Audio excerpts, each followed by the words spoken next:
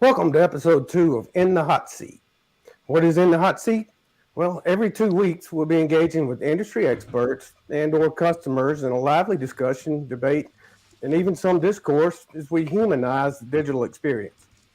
All aspects of the customer life cycle are up for discussion, including education, awareness, acquisition, impact, retention, as well as the different technologies used throughout each phase of the customer journey, including CRM, automation, support, case management, logistics, supply chain management. And this is now the second episode of a 5-part series themed Experience the Engagement. Um, Hello, everybody, and let's right away start with a question. We are now using engagement, we have experience. Experience, especially customer experience, is a broad term. Jeff, how do you, with your background in marketing and supply chain, define customer experience? Well, actually, that's a question that I ask my students every semester. Good. Trying to differentiate CRM, customer engagement, and customer experience. Now, the traditional customer relationship management, we'll start with there because to me, if you don't have it, you don't have any of it. I know for many years there was a lot of discourse on how to define that. I was always the viewpoint that it's got to be an overall philosophy, a corporate culture. I know specific industry, especially your experience in SAP. A lot of times industry no, it is the system. Well, to me, that's a necessary but insufficient component of a whole customer relationship. In a lot of circles in industries kind of won out. So these other terms, but in all fairness, each term is distinct. So, customer engagement, that's the reaching out, the two-way, interaction between the customer, and the service provider or the, the producer, whichever field you're in. And I think a lot of what gets missed is people think engagement is one way, company to customer, but that's not really it. That could be more aggravating than anything. And to me, the true measure of engagement is how well you can get that customer to interact with you. And I think that's completely, it's absolutely necessary. Because then it's wanted. It's what it's, you're filling their need. They're wanting to reach out to you and you respond. So everybody wins there. As far as customer experience, it's harder to define. I mean, it's, the summation of everything, every point along that journey. Now, I know a friend, Finn, likes to say, if you don't include an apostrophe S on that customer engagement, if it's not the customer's engagement, it's just brand management. A lot of truth to that. And he's a smart guy. We love him, but I don't think that it's missing a lot. I mean, there's more to engagement than just, brand management or even narrowing it down to each individual's, brand management. And it's everything. It's the whole ambiance, the whole service gate, for the lack of a better word, it's the experience.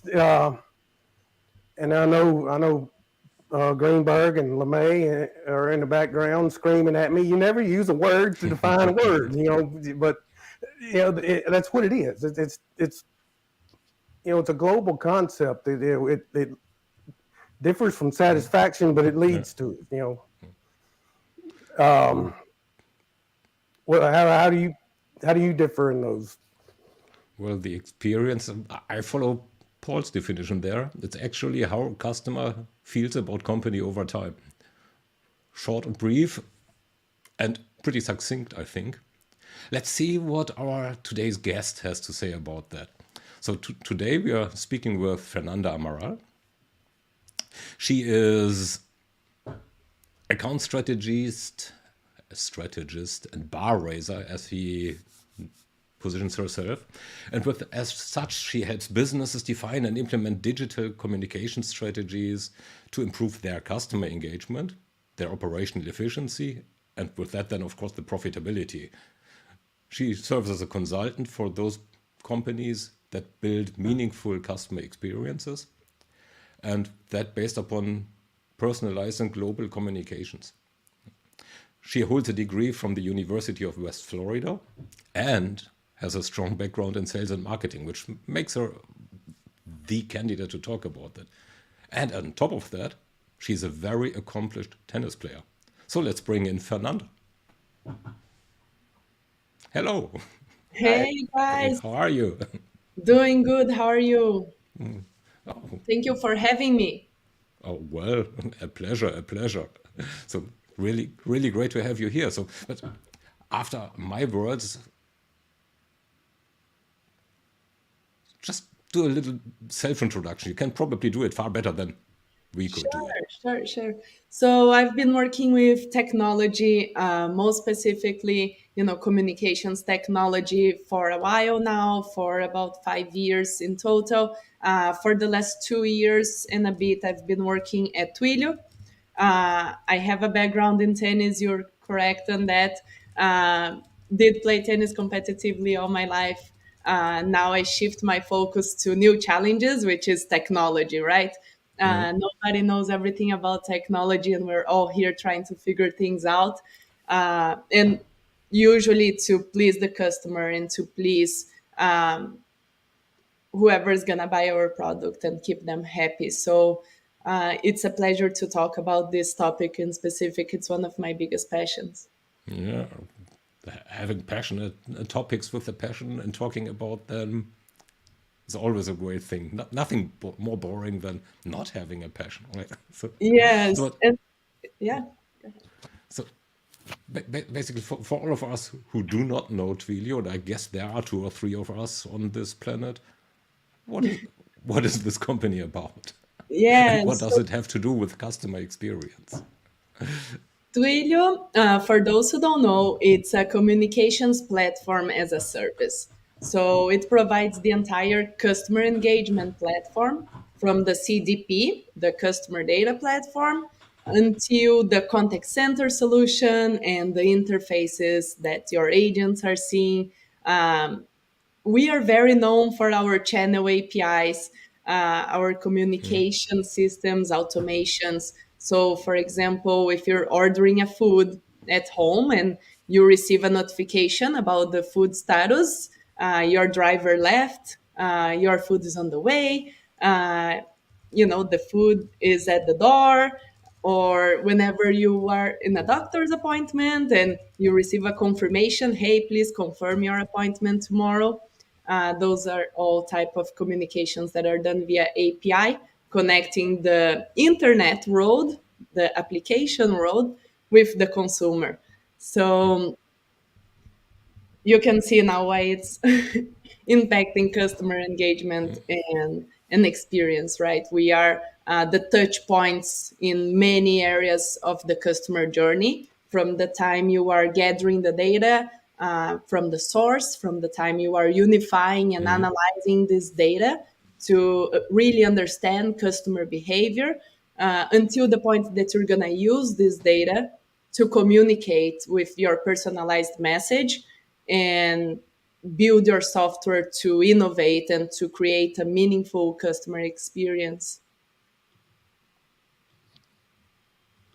Okay, then this is settled. So let's get out of corporate speak, and we somehow need to set some foundation or lay some foundation. So, as Jeff and I discussed a little earlier, customer experience CX is broad, and somehow it means to be something different for everybody. So it means we have three opinions here. What is your definition of customer experience? Yeah, I'm not gonna try to simplify too much a term that is broad for a reason, because I feel like customer experience goes from every part of the customer journey, and it's actually what the customer is feeling, what is their emotion and perception about your brand based on the previous interactions, based on the entire life cycle that they went through from the moment they saw your brand for the first time until the now. So that's my definition. Oh, which is the short and succinct.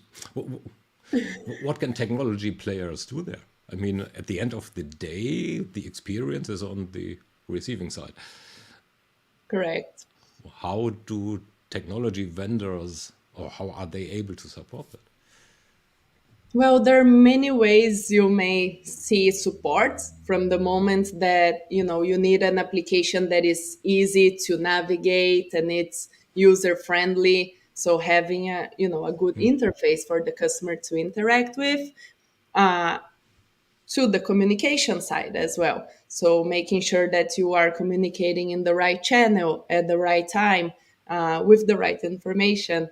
Um, until the moment that you are improving actually your agent's experience, that will in turn affect your customer's experience.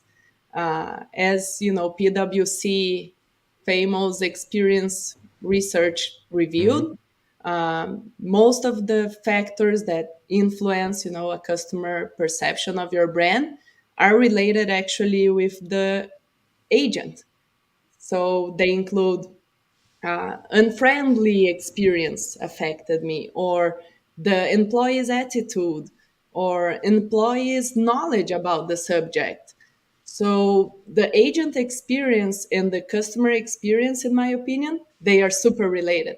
And how can technology impact them? Well, technology can make the processes more efficient for the agents. Technology can help the agent have the right information for a better customer service. Technology can help with the notification that I mentioned, or with the chatbot that will actually, trim and help the customer self-serve so that they don't need to spend hours in the phone trying to solve something. Now, using a frontline employee to make sure you have the right application, right channel to the right customer at the right time. That sounds like a logistics definition there. Um,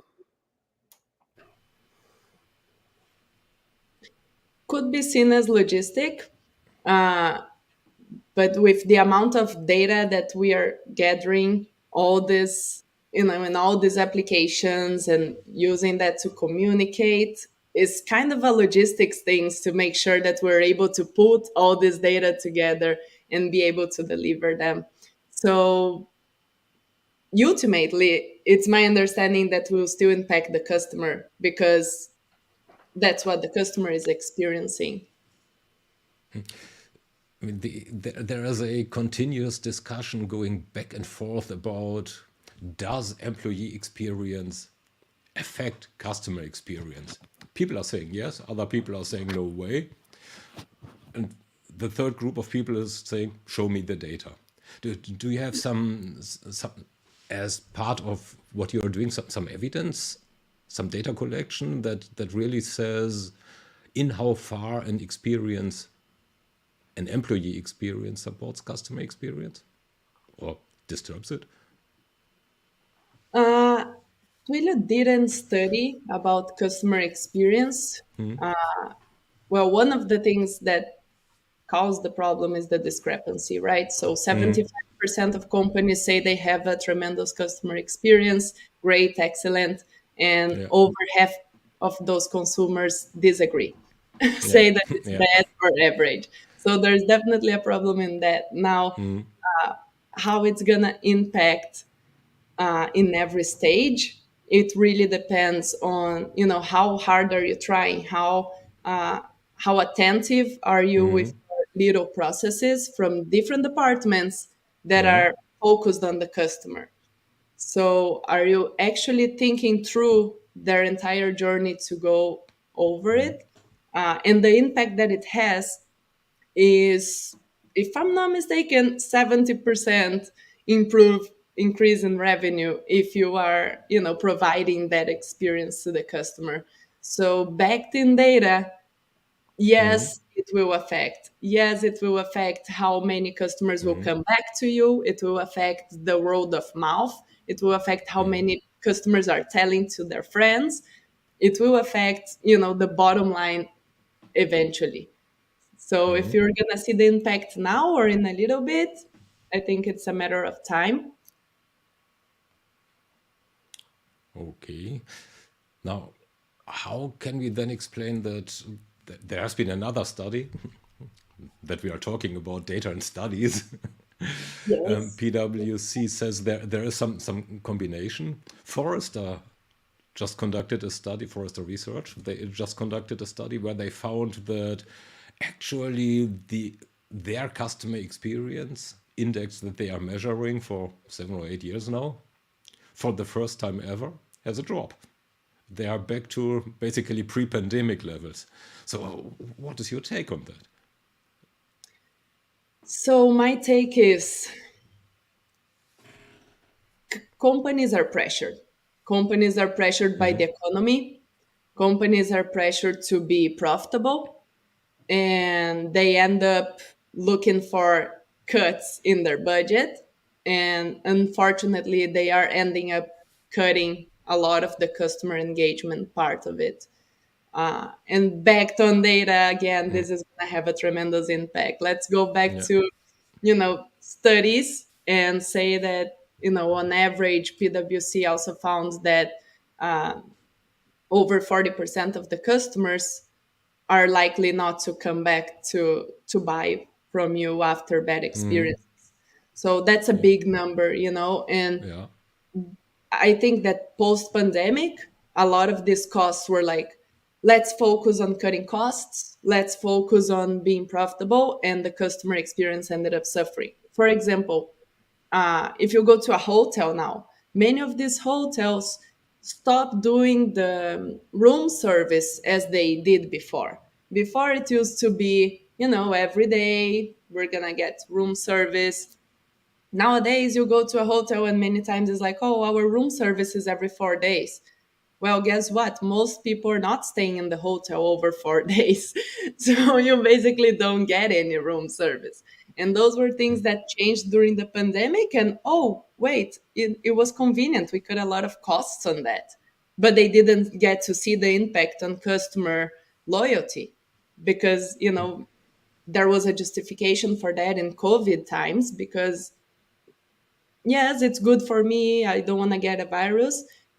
But now, okay, are we coming back with the with the room service or the coffee shop, for example? You go to the coffee shop and you cannot get your own sweetener anymore in many situations.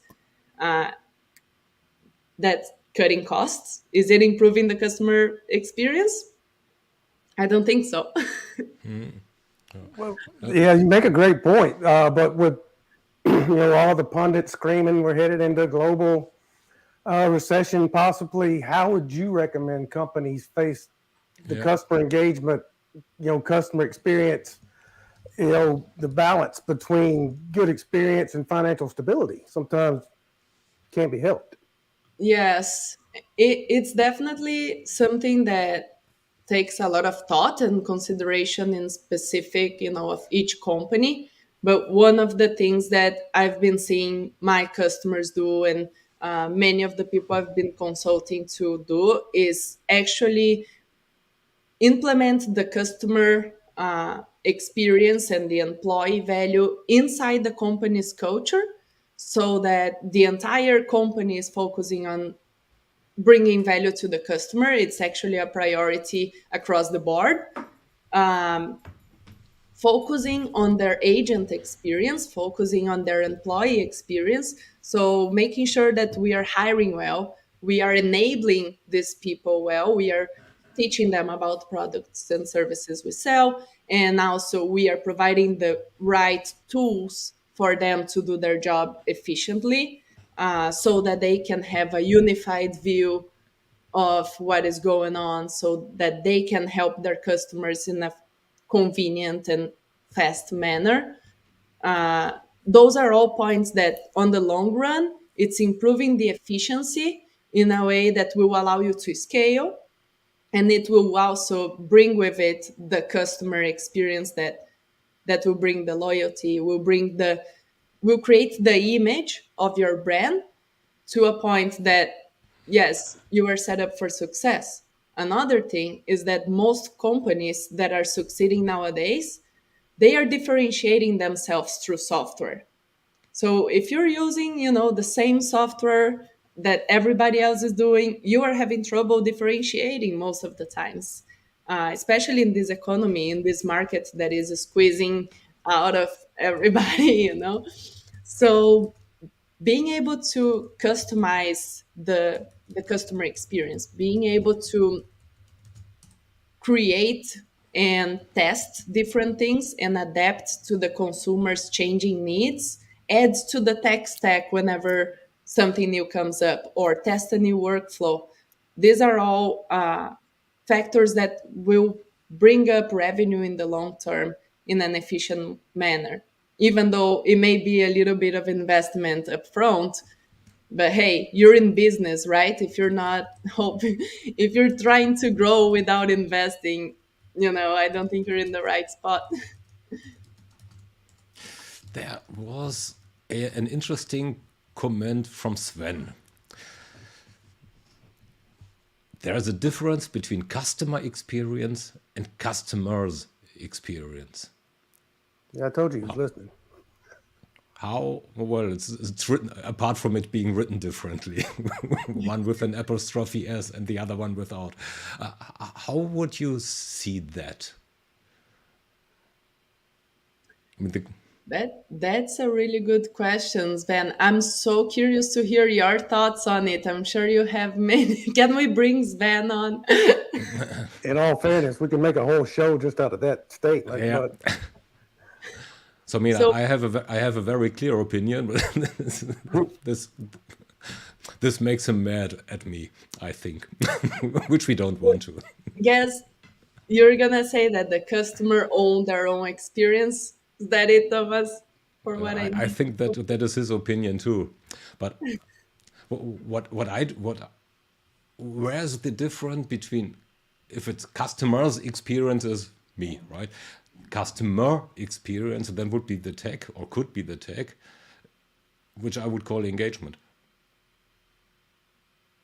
technology. But Yeah.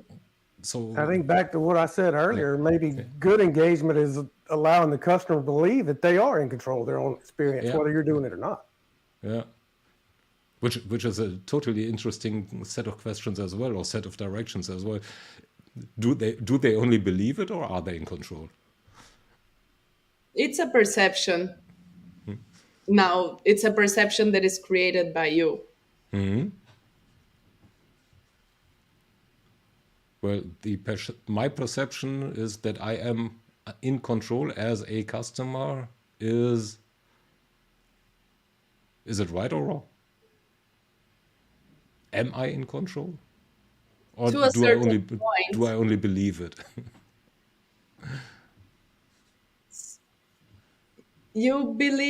I don't think you're really in control after all, because it depends so much on how the company is helping you be in control. So, tough question. Okay, yeah, it is, and it is. In all fairness to you and in disclosure to the audience, this is a huge deviation of what we planned for. So, and Christy Tupper said a comment yeah, that I agree yeah, a lot. The yeah, customer can only be in control for so much of the experience. It's true. The customer can only be in control of so much. For example, let's say you have a problem with yeah, your company, right? Something happened, the shipping was wrong, yeah, or you yeah, didn't receive with the time frame you expected, and you are, what the heck, where is my shipping? So you're calling the company to try to find out, and you're owning that experience. Now, let's put as an example that instead of you having to call that company, the company notified you proactively, saying that, yeah. hey, your shipment is late. I'm sorry, we are working on it. You're going to receive it in 2 days. So then the company took ownership of that customer experience. Uh, Well, earlier this year I had this. They promised me I purchased some whiteware in December with the promise to get it delivered in February, maybe March, and then through June I got this email. Sorry, it's a month later. Guess guess how happy I was, and guess what my experience was. that goes into really what God, my God, I can't read the name. Sorry for the if I butcher your name, but the company focuses on the possible experience. The customer works within the frame. That is exactly what I would say as well. Isn't it that the company can control only part of the engagement? That's the same thing with employees, customers. Yeah, Like you said, it's how you frame it. I yeah, promise you here and deliver here, you're mad. yeah. I promise you here and deliver here, you love me. I haven't changed anything I've done Yeah, except yeah. for So So getting back to the if all this is true, then Forrester sees a degradation in customer experience or in the index. The three of us here seem to be sort of in agreement, and the audience as well seem to be sort of in agreement that sort of something is going wrong then, because a positive experience is driving business or would be driving business. Are they then just hurting themselves by cutting down on it? I think they are still, okay, I'm going to provide a bad experience now. And then as soon as the next company comes in that will provide an amazing customer Yeah, experience, guess yeah, what? They lost their customers yeah, because someone else is achieving the expectations, is getting yeah, there. yeah, Uh, and consumers is what's going to drive your business. If you're not attending to the expectations, if you're not meeting them, if you're not doing what they expect and what they want, if you're not bringing convenience, speed, good value, you're gonna lose them eventually because someone else will come up and yeah. say, "Hey, guess what? I see an opportunity to do something better." And boom. Would you see some companies who are in a better position to cut down on experience than others? For Or sure. I think that's definitely part of it. Because if you have, a very, very unique product that, okay, I may forgive you once because I really like your product, but it gets to the point of, how much of the hustle you need to go through, how much it's worth it. Uh, Overall, though, if you're a smaller business, if you are a growing business, I feel like focusing on customer experience from the beginning and from the ground up is a need. Is because you still need to build your brand, you still need to build this credibility that the other companies are getting away. If a company is getting away, it's because they've proven themselves in other aspects that are also valuable to the customer. yeah, it's pretty much the that's same not with the absolute though. comment. Yeah, Remember Jeff. back when the news blurb came out that Apple was automatically slowing down older models of the phone was still working the same speed as as it was before the customers read that, but it damaged the experience for those loyal customers. So even big companies can lose. Yeah, I agree, but they can afford to lose a little bit more. Yeah, they can afford to lose it more than small ones. But Yeah, well, yeah. Apple probably can lose a lot, but Apple is also quite a good example because they seem to hit nerves, but they also are very successful in ring fencing their customers. Is that the way to go? I mean, once you are in the ecosystem, and just full disclosure, I am. Yeah, everything You're works lost. seamlessly. Yeah, or most of the stuff works quite seamlessly. Their support sucks. Sorry, but in how far is it that an example for a company that well is less harmed by cutting down on experience cost. Yeah, because they cut down in some parts, but they also provide a lot in others. Even the whole aesthetic thing of getting that iPhone and have the box come in perfectly together, and Yeah. the new phone in your hand, the whole aesthetics part of beauty and techno, this is also experience. Yeah. This is Yeah. also something that they're providing for the customer experience. So I feel like nobody's perfect and nobody's gonna hit all the shots in. There just came in another comment that we probably should have a look at. So, what is that the same, or how will that be? How can that be addressed? My naive answer would be that depends. Being a consultant. Yeah, so it depends of where we're talking. Do you want to read the question for the audience? What Or should I? percentage of time will customers let a company get away with a poor experience? Yep. So funny enough, that PwC research that we mentioned, it shows the difference in different regions and how when you're gonna get away with the bad experience, and they compare it after one bad experience or after many. Long story short, North Americans are a little bit more forgiving in the first experience. So after one bad experience, in all countries is about 30% of the time that they will not forgive, and Americans or North Americans is 17% they will not forgive, while Latin Americans will not forgive 49% of the time. So after one bad experience, they are affected 49% of the times about interacting with that brand, so they will stop interacting.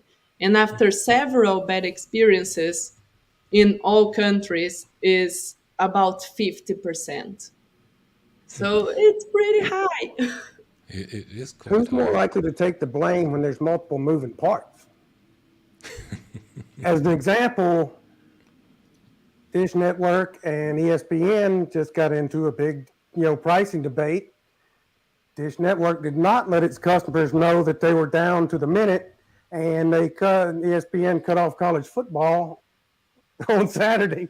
So there were a lot of people mad at both of them, but it seems like Dish Network took the biggest blame. A lot of people switched automatically. Yep. In looking at this leniency topic or non-leniency topic where customers are abandoning brands. So if I look at individual customers, so all of us deal with a bunch of brands. Do we treat, are they all equal? Or do we behave different towards different brands? I think it depends on the experience you had with each brand and how you're gonna behave towards them. Uh, Studies show that consumers are willing to pay a premium based on that experience that they had with the brand. So I don't think that this would qualify as equal, because if the experience is causing a premium to be charged, then you're not really seeing brands are equal. What is your thought on it, Jeff? Uh, a lot of times it boils down to, transparency and openness about what's going on, and building trust more so than the actual service or product. I Yeah. agree. Trust is the And it goes ultimate back to transparency. Morgan and Hunt's trust commitment theory. You can't have commitment and loyalty, if there's not, trust first. So sometimes that's the qualifying factor. Yeah, and then it's probably the degree of captiveness and a part of that as well. How often do you change your bank, although you are happy with it or not? But that what I've just seen there is an interesting question by Zahir. Are we mixing marketing and experience here?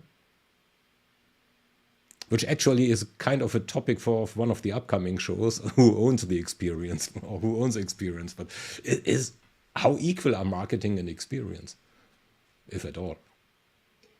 I think the experience is part of marketing, and marketing is part of the experience, honestly. Yeah. But ultimately, to the question about ownership, I think that experience goes way beyond marketing.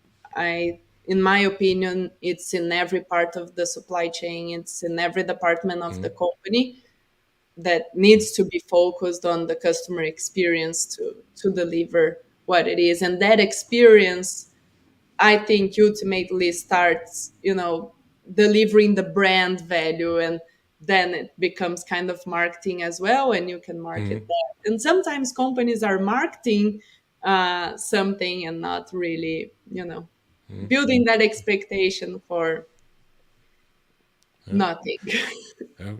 But that nicely leads into, I mean, you're consulting companies. Yeah. So what challenges do you see when you're in engagements? I think one of the biggest challenges is the different vendors, different uh, systems that are not really communicating with each other. Uh, Another challenge is the one to differentiate how we're going to provide a better service.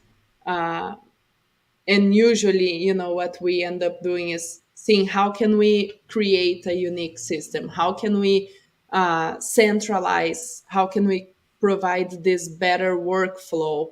Uh, Sorry, I was looking at the comments here. Don't get distracted by our. Yeah, I get distracted by But it's a good comment. but people are commenting so well, though it's hard not to Yeah. look. Yeah. Yeah, but automations is one of the big issues, because there's one part, right? Like, we want to automate, and we want to, cut costs on not having that much agent support, but at the same time, we need humans doing this service as well. That is also going to affect the customer experience. So until what point can we actually automate something, and when should we, leave it to an agent to take care of it? So it's all about balancing and trying things out, honestly, seeing what works and what not works. You need to have the flexibility to be able to change the workflow, and to be able to adapt and listen to your customers. Is it working? Is it not working? Let's test it. Every company will be different than the other. So you need to create your own systems, and you need to have uh, a solution that will fit into your processes. Because if you keep trying to fit your process into a solution, man, it's going to create inefficiency after inefficiency after inefficiency. So my my take is usually like, they're having a, you know tr- they're trying to fit too many solutions problem, and they are not building their own solution, own experience. They're not owning it, as you would put. This now could nicely go into a low code, no code discussion, but Yeah. let's let's first have a look. So what are the where do you recommend companies to start? So, as I mentioned previously, I think agent experience and customer experience are very related. So, I think to start is to build a culture that will put the customer first. uh, Twilio has one of its values where the customer choose. And I think that's very powerful because that ends up affecting, your day-to-day decisions. So putting wearing the customer shoes and valuing the customer, I think, is one of them. And another one is to keep your people happy as well and keep them efficient in their jobs because nobody wants to be in a customer service role that the agent is mad with the brand because then you start being mad as well. And nobody wants to be in a customer service role that is so difficult to get any answer, or it's so difficult to, uh, or the customers are not satisfied because they waited for too long, or your system, is the quality of your call is not good, or you need to manually enter every time you had a chat with the customer and put in your notes. No, you want to have it saved and recorded automatically.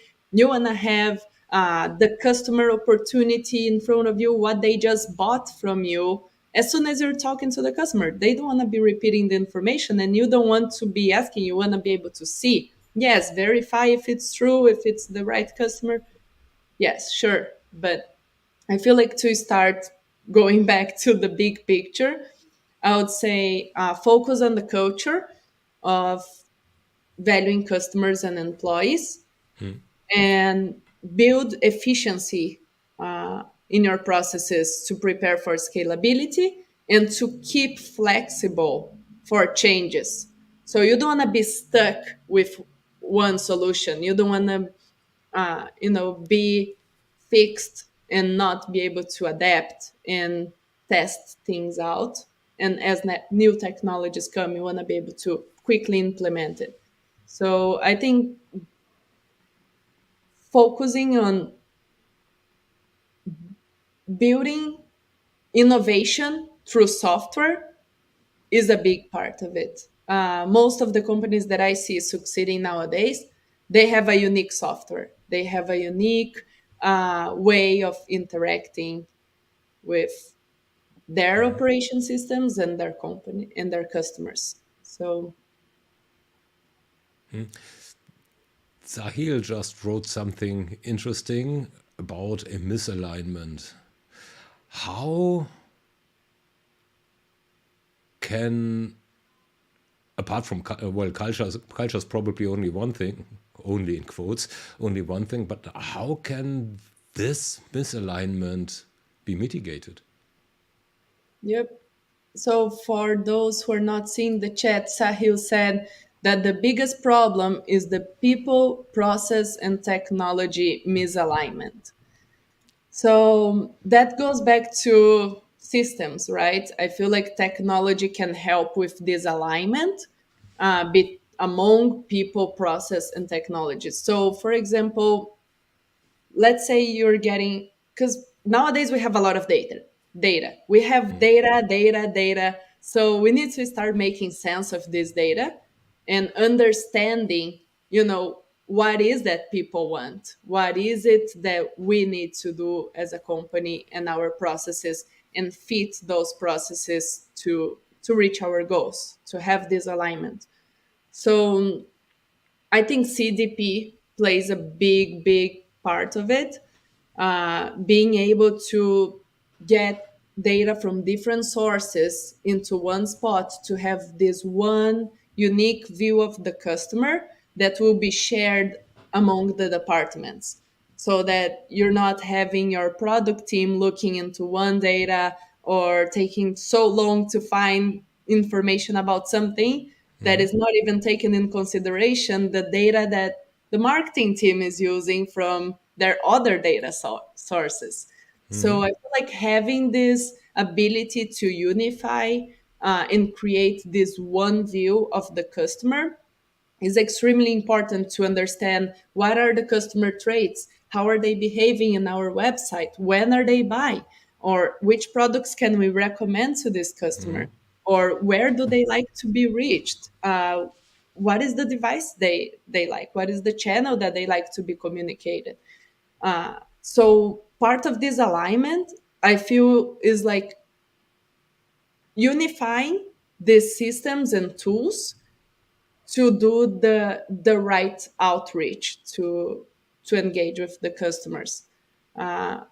One of the solutions that have been, about to be in the market that Twilio announced last year in their Signal conference is Twilio Engage, and the goal of Twilio Engage is the only platform right now that has the CDP part of it with the interface of communications, personalized communications into it, which is exactly to create this alignment of processes and automations and make the people, the marketing people in this case, for example, in the power of creating and in the power of customizing things without having the technology misalignment. For example, hey, I don't know how to do it because I need a technical guy here, I need a developer to help me create what I want to create. No, you want to give the power to the people, and that goes through the technology and processes.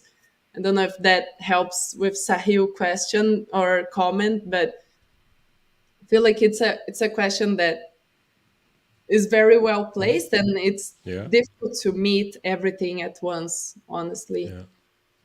Yeah, I was going to say that's a lot easier said than done. I mean, Conscious of the time.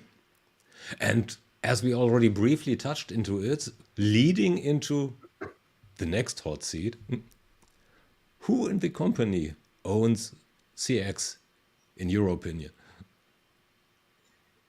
I think Famous last words.